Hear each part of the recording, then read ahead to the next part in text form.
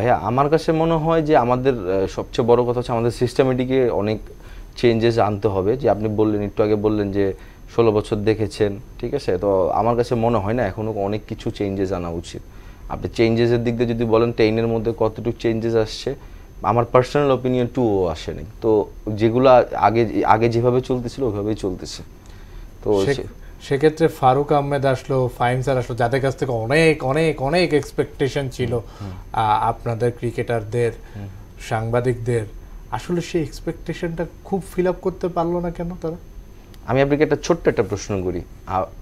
World ক্রিকেটের তো সবচেয়ে অস্ট্রেলিয়ান সবচেয়ে বেশি ওয়ার্ল্ড কাপ নিয়েছে, রাইট? আপনি ক্রিকেট নিয়ে অনেক আলোচনা করেন।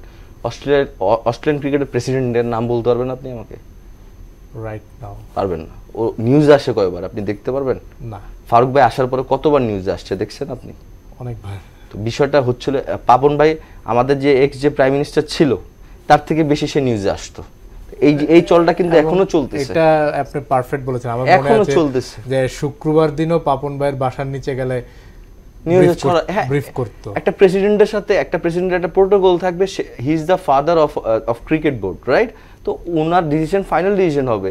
উনি এত ইজি গো টু হলে তো প্রবলেম।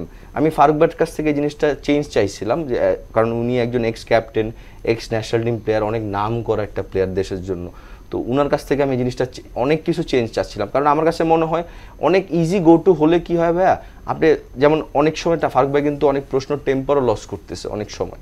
তো এই প্রশ্নগুলি অ্যান্সার আমার কাছে মনে হয় না। আমার কাছে মনে হয় যে উনি আর একটু নিউজে একটু কম আসা উচিত, ক্রিকেট নিয়ে চিন্তা করা ভালো আমার কাছে মনে হয়।